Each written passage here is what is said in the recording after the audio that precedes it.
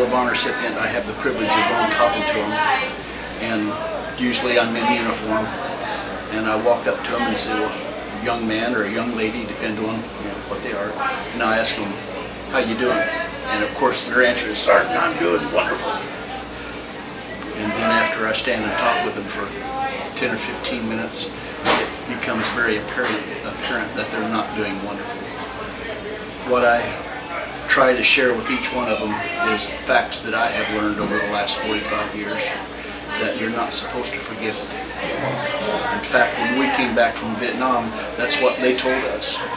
Just forget it, it's not important. And because we couldn't forget it, we thought we were defective.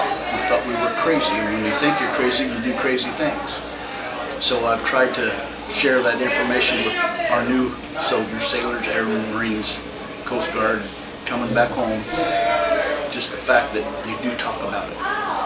And if you can't talk about it with other people, at least sit down with each other. Go to the reunions, gather the guys that live down the block and talk about it. And in talking about it, you can move it from in front of you. That's what's keeping you from making forward progress, and move alongside it. And you use all those lessons that you learned there in a positive way. You put them in that toolbox that we all drag along behind us, that's lessons of life. And if you use those tools that's in that toolbox, the lessons of life that you've learned, you can repair what's broken in your life and build what is needed for tomorrow. That's our job. Because we're here, we survived. Let's use those lessons to make America better, to make everybody better. We can do that. We must do that. I have a message I'd like to share with spouses. In fact, we have met this young woman, and she emails me, and she said, I just have to vent to someone. She says, I know you don't know me that well, but I know you would understand. She said her husband will not talk about what happened.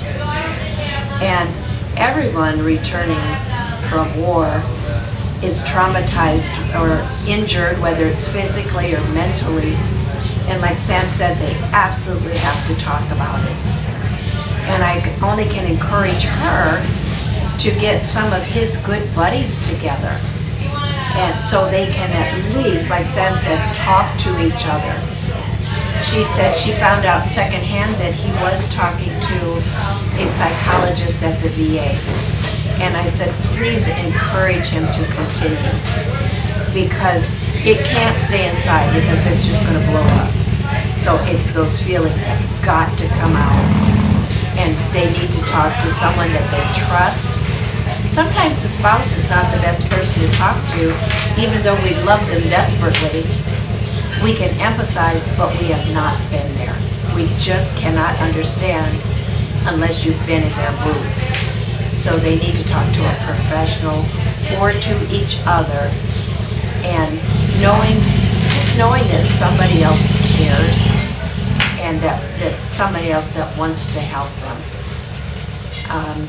We're not supposed to forget, we're supposed to remember. Exactly. And in remembering, we can move it from in front of us and put it along beside us. And stop healing. You will never forget. You're not supposed to forget.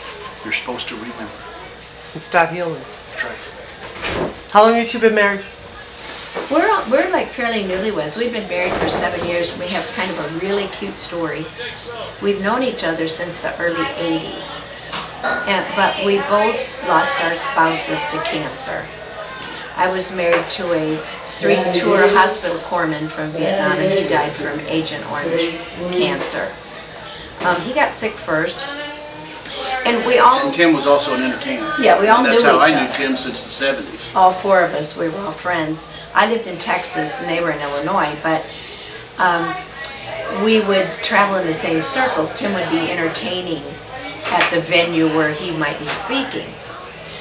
Well, when they were so sick, Tim got sick first, as I said, and we would share what worked, what didn't. When your spouse is sick, you try every alternative treatment. We did a lot with nutrition, and we would just let them know what might help Peggy. Well, they both lasted 5 years and passed away, and one day Sam was cleaning his desk which now that I know him really well, I find that was quite unusual. A little post-it, stacker. a little post-it note fell out in Peggy's handwriting that said, "Call Dixie," and it had my phone number. And here we are. So God had other plans for us other than just being a grandpa and a grandma the rest of our lives. So we were so fortunate. They're waiting for us on stage. We even found something more with each other. I think